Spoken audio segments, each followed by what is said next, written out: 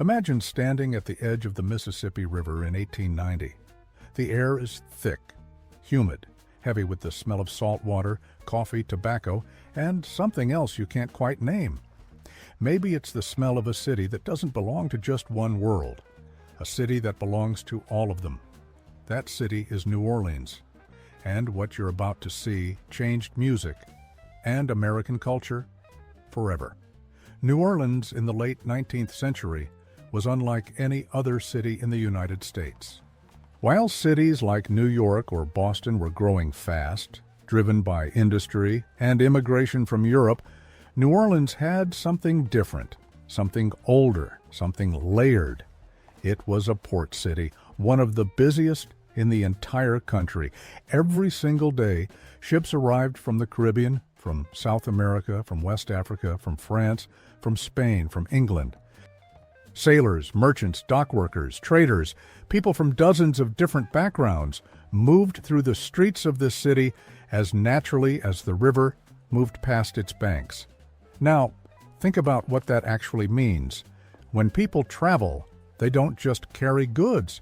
They carry music, they carry rhythm, they carry language, food, stories, and memory.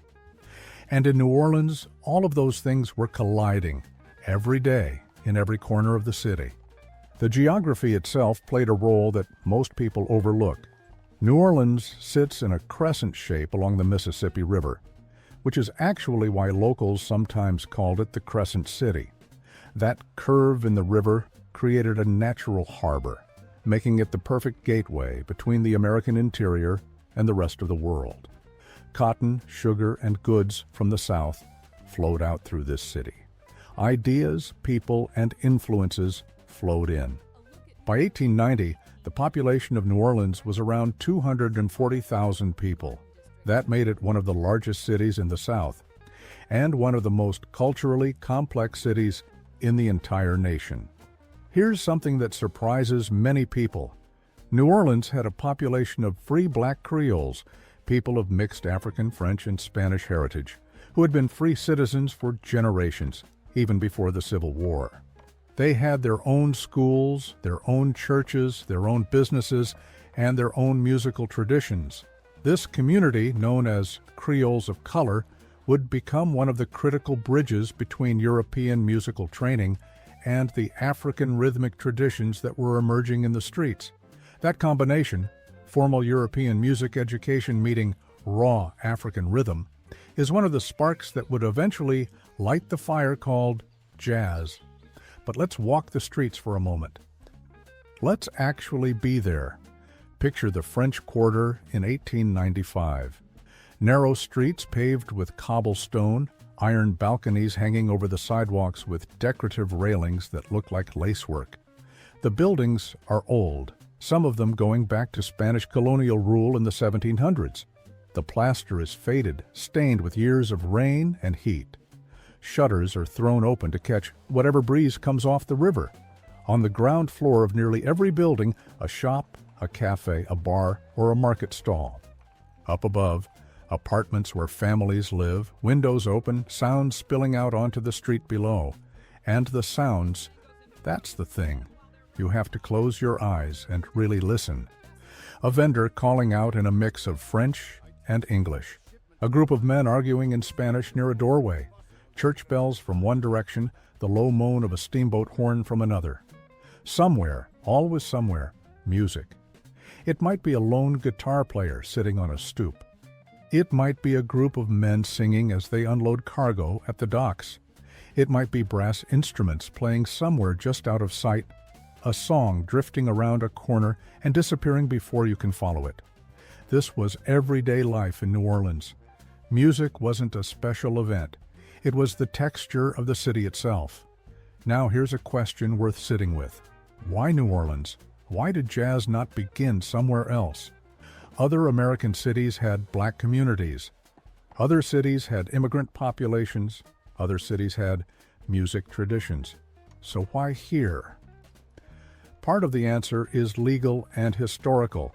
Louisiana had inherited a legal code from its French and Spanish colonial period called the Code Noir, the Black Code.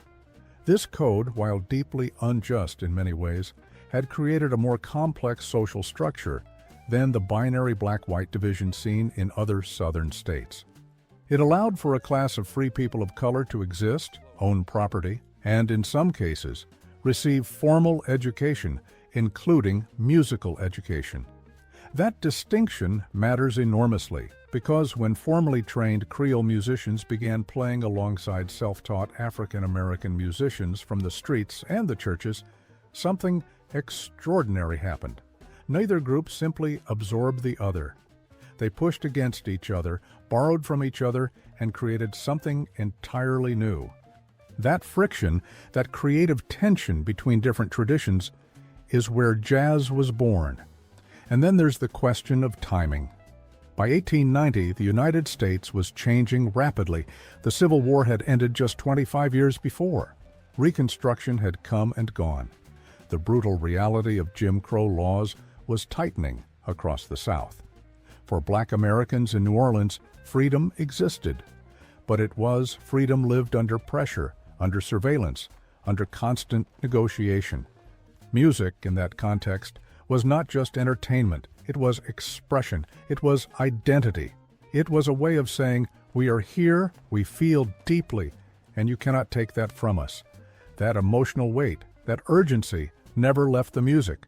And if you listen to the early recordings of jazz from just a decade or two later, you can still hear it, a kind of joy that knows exactly how hard it was earned. So here we are, standing at the edge of the Mississippi in 1890. The city is alive around us. The river moves, the ships come and go. And somewhere in the streets, in the bars, in the courtyards, in the churches, and the funeral processions, a new kind of music is beginning to take shape. It doesn't have a name yet. It doesn't know what it will become. But it's coming. There is a place in New Orleans that most history books mention only briefly. An open square not far from the French Quarter, where something remarkable happened every Sunday for decades. It was called Congo Square. And if you want to understand where jazz truly comes from, not just musically but spiritually, you need to stand in that square and listen to what happened there.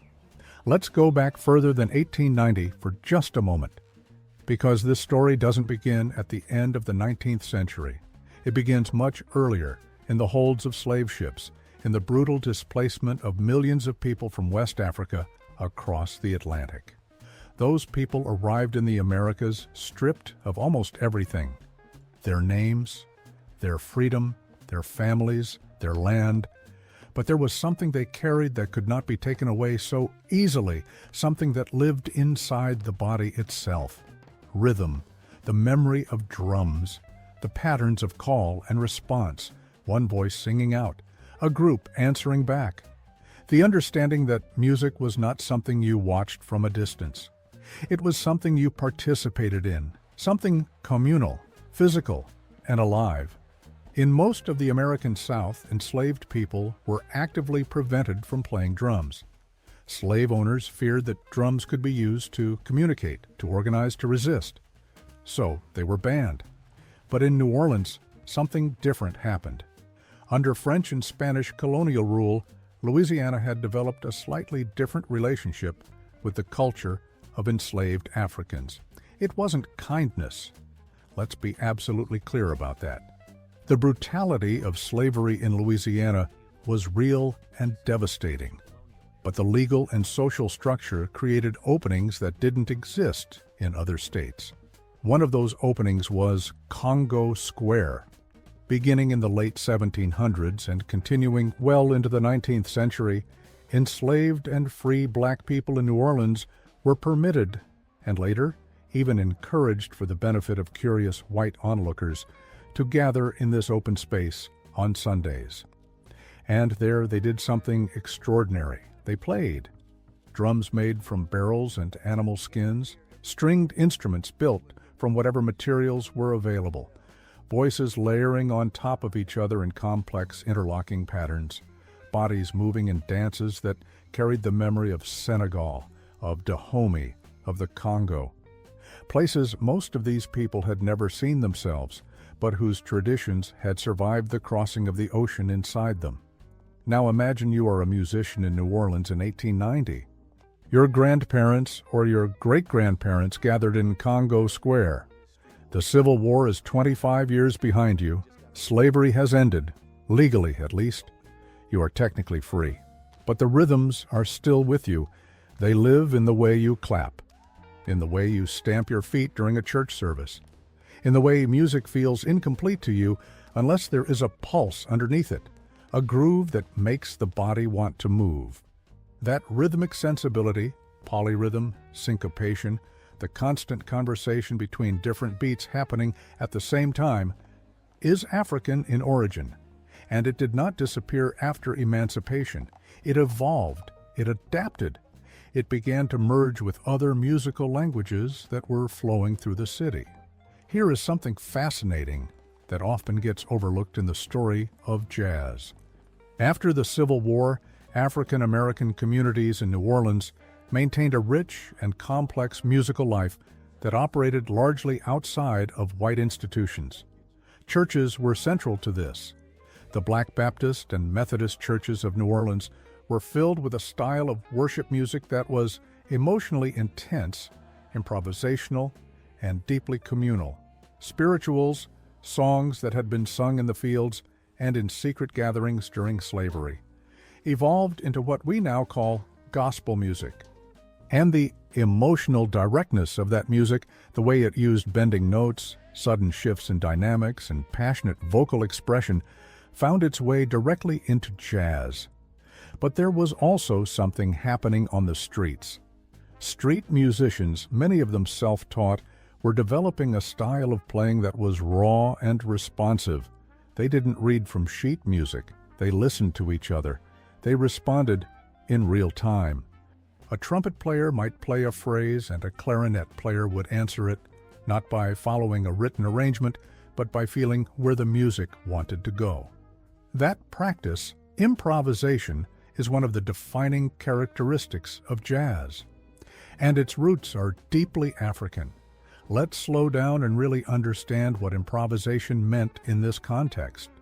Because it's easy to hear that word and think it simply means playing whatever you want, randomly, without structure. That's not what it means at all. Improvisation in the African musical tradition, and later in jazz, is a sophisticated conversation. It requires deep listening. It requires knowing the rules well enough to know when and how to bend them. It requires responding to what the other musicians are doing in real time, building on their ideas, pushing back, offering something new. Think of it like a conversation between people who know each other very well. You're not reading from a script, but you're not speaking randomly either. You're responding, reacting, contributing, all within a shared understanding of what the conversation is about. That is what those musicians in New Orleans were doing.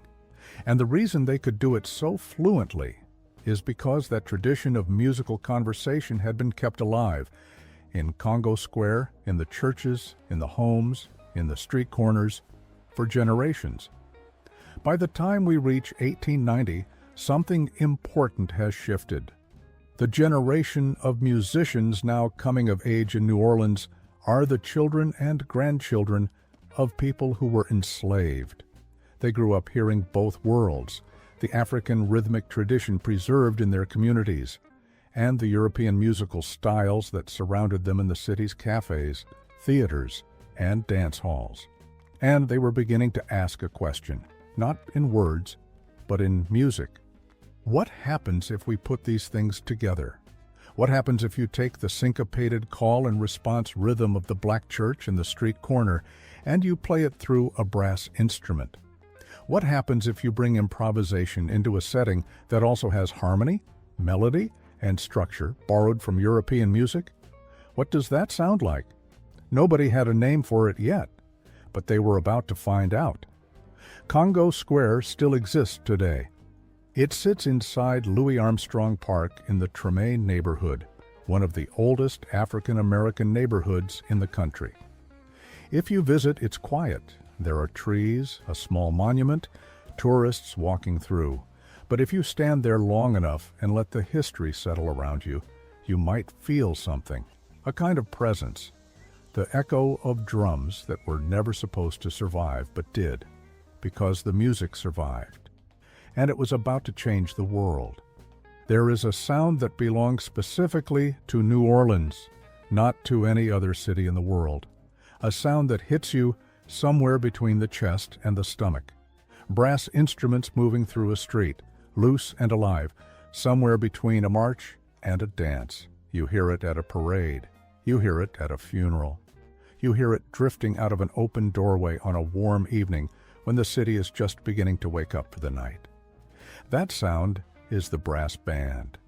And in the years between 1890 and 1910, it was one of the most important musical forces shaping what jazz would become. To understand the brass band tradition in New Orleans, you have to understand something about how music functioned in this city. Music was not a luxury. It was not something reserved for concert halls or wealthy patrons. Music was a public utility. It accompanied the most important moments of community life, celebrations, religious processions, political rallies, and most significantly, funerals. After the Civil War, fraternal organizations and mutual aid societies became central to African American life in New Orleans. These were community groups, sometimes connected to churches, sometimes independent, that provided their members with financial support during illness and, critically, with a proper burial when they died. A proper burial in New Orleans meant music, and that music was provided by brass bands. Picture a New Orleans funeral procession in 1895. The family of the deceased walks behind a horse-drawn hearse. Behind them, the members of the fraternal society, and behind them, the brass band. On the way to the cemetery, the music is slow, measured, and deeply solemn. A hymn, perhaps, something that honors the weight of the moment. Trumpets and trombones playing long, sustained notes. A bass drum marking a slow, steady pulse that feels like a heartbeat winding down. But then, and this is the part that surprises people who encounter it for the first time, something changes on the way back. Once the body has been laid to rest, the mood shifts. The band breaks into something entirely different. Upbeat, syncopated, rhythmically complex. The mourners begin to dance. Umbrellas wave in the air. Strangers join the procession from the sidewalks. This informal crowd came to be known as the second line. This tradition, known as the jazz funeral, was not a contradiction. It was a philosophy. It said, we grieve, yes, we feel the loss. But we also celebrate the life. We celebrate the fact that we are still here, still moving, still breathing. And we do it together in the street with music that makes the body remember it is alive. That emotional range, from sorrow to joy, from stillness to movement, all within a single event, became embedded in the DNA of jazz itself. Now, the brass bands of New Orleans were not improvising randomly. They had repertoires. They rehearsed. Many of the musicians could read music, particularly the Creole musicians who had received formal training. But what made these bands distinctive was what happened when the written arrangement met the personality of the street. Musicians would begin with a structure, a march, a hymn, a popular song of the day, and then they would bend it. A trumpet player might add a flourish that wasn't written anywhere. A clarinet might weave an entirely new melodic line around the main theme. The drummer might shift the rhythm in a way that made everyone's feet want to move differently. This was not seen as a mistake. It was seen as skill. The ability to decorate, to embellish, to respond in real time, that was what separated a good musician from a great one. And those skills, developed in the streets and at the funerals and at the parades, would become the technical foundation of jazz improvisation. But the streets were only part of the story. In 1897, the city of New Orleans made a decision that would have profound and unexpected consequences for the history of music. The city council, led by Alderman Sidney Story, passed an ordinance that legally restricted prostitution to a specific geographic area, a district of roughly 38 blocks near the French Quarter. The ordinance was meant to contain and regulate an industry that was already operating throughout the city. The district quickly acquired a nickname taken from the alderman who created it. They called it Storyville.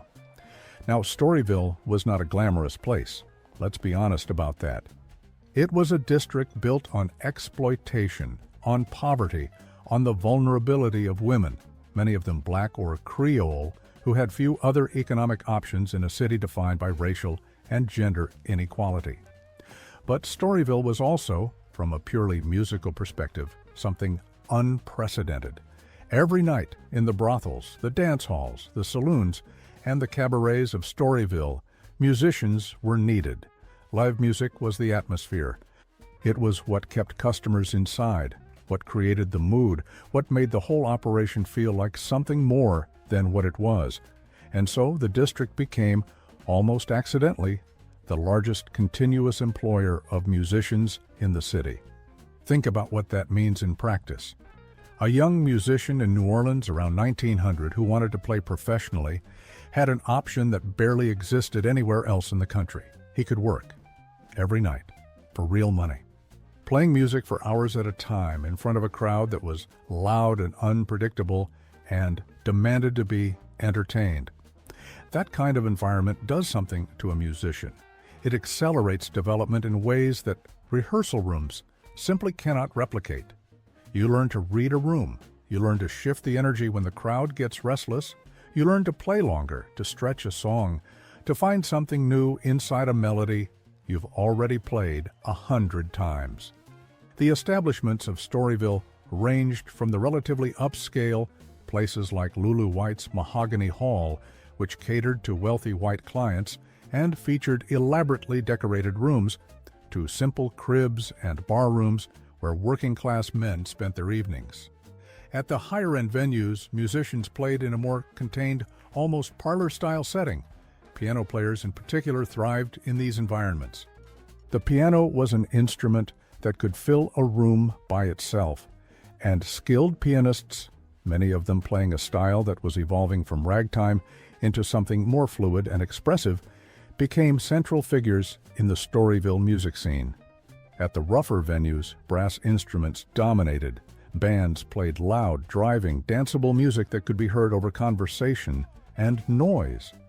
The music had to compete with the environment, and so it got stronger, more rhythmically insistent, more dynamically alive. Different styles, different venues, different audiences, but all of it happening within a few square blocks, all of it feeding into the same evolving musical conversation. By 1905, something was clearly taking shape in New Orleans that had no precise name yet.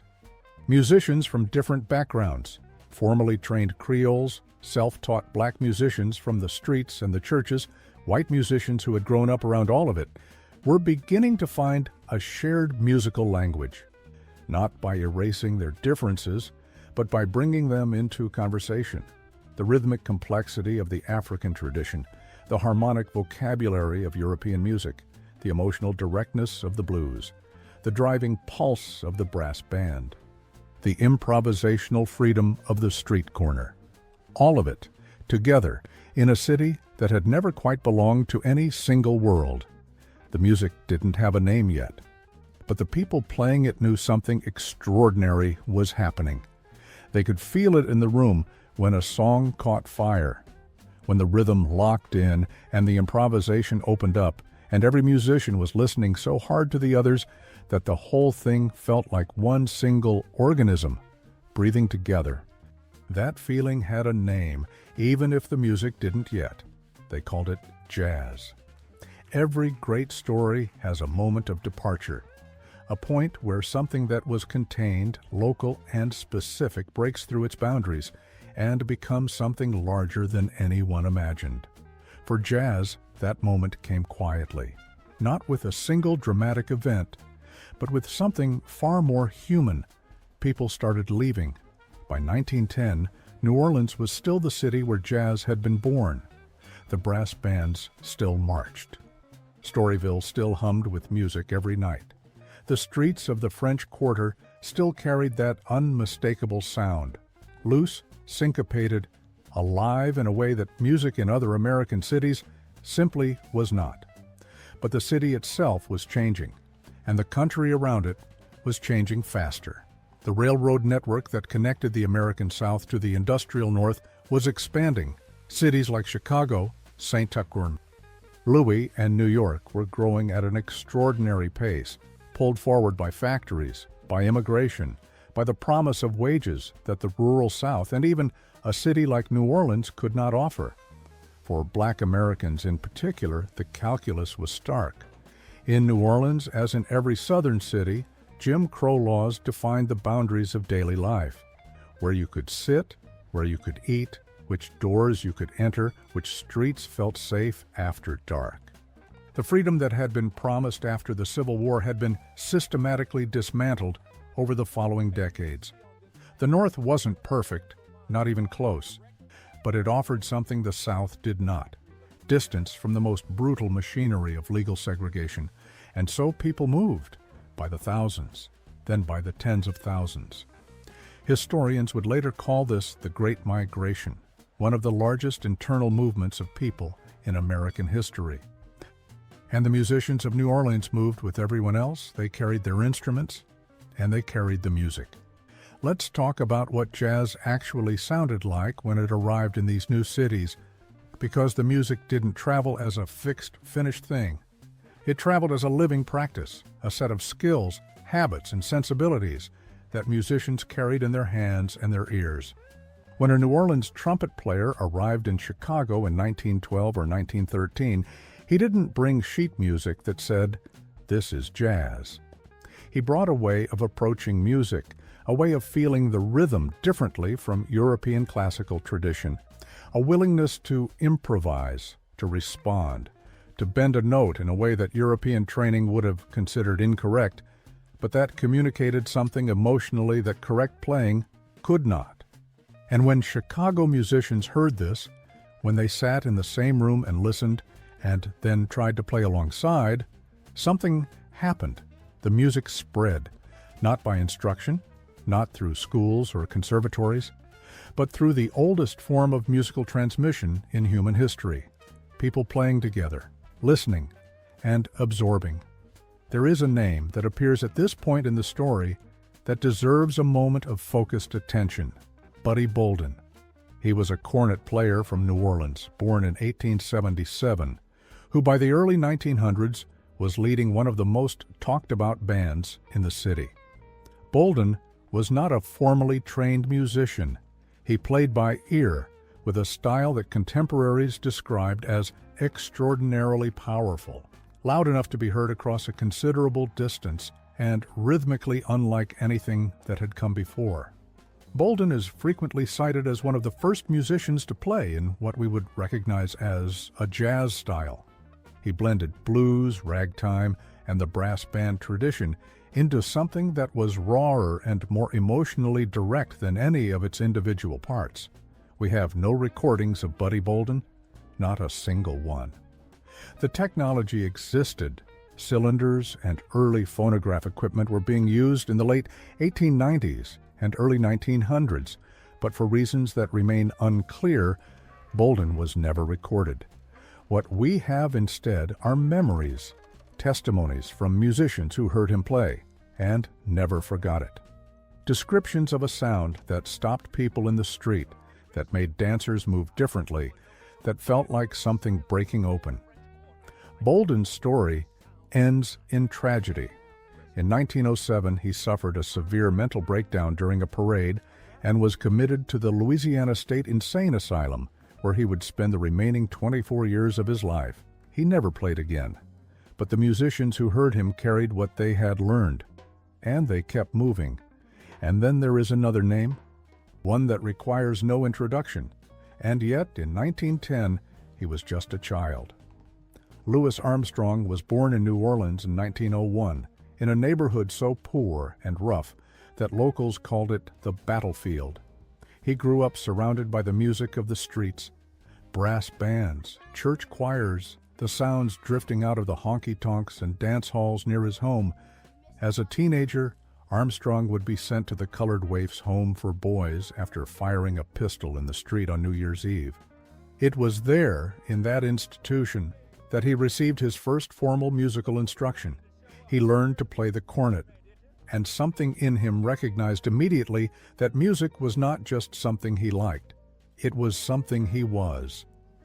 By the time Armstrong left New Orleans in 1922 to join King Oliver's band in Chicago, he carried with him everything that the city had built over the previous 3 decades.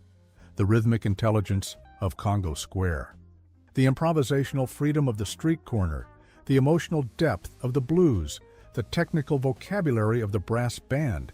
He would take all of it, and he would show the world what it could become. But before we follow the music out of New Orleans entirely, there is one more thing worth pausing on, one more dimension of this story that is easy to overlook when we focus on the music itself. Jazz was born in a city defined by racial segregation, and that fact shaped the music in ways that go far deeper than the surface. The musicians who created jazz were overwhelmingly black and Creole. They were building something magnificent in a society that told them, through law and through violence, that they were inferior, that their culture had no value, that their traditions were primitive. And they responded, not with silence, not with imitation of what white culture deemed acceptable, but with invention, with something so original, so rhythmically sophisticated, so emotionally complex, that it would eventually be recognized as one of the great American art forms. There is a kind of defiance in that, a quiet, extraordinary defiance that lives inside every jazz recording ever made. By 1915, jazz had reached Chicago. By the early 1920s, it would reach New York. By the end of that decade, recordings would carry it to Europe, to South America, to Japan. The world would call it America's music. And that is true in a sense, but it is more precise and more honest to call it New Orleans music. Born in the heat and the humidity of a port city where the world had been colliding for 200 years. Born in Congo Square, where drums kept memory alive across the Atlantic. Born in the streets of the French Quarter, where brass bands turned grief into celebration. Born in the cramped rooms of Storyville, where musicians played until dawn because the night demanded it. Born in the hands of people who had every reason to be silent and chose, instead, to play. New Orleans between 1890 and 1910 was not a perfect city. It was a city of beauty and brutality, of extraordinary creativity living alongside deep injustice. But it was also a city that gave the world something it did not know it needed. A music that could hold joy and sorrow at the same time, that could make you dance and make you cry in the same breath. That valued the individual voice, the improvised phrase, the personal expression, while insisting that music was always, ultimately, a conversation. That music is still here, it is still being played, it is still changing. And it all began on the banks of the Mississippi River, in a city that belonged to everyone and to no one, where cultures collided, and something entirely new was born from the wreckage and the wonder of that collision. This is where jazz began, and the world has never been the same since.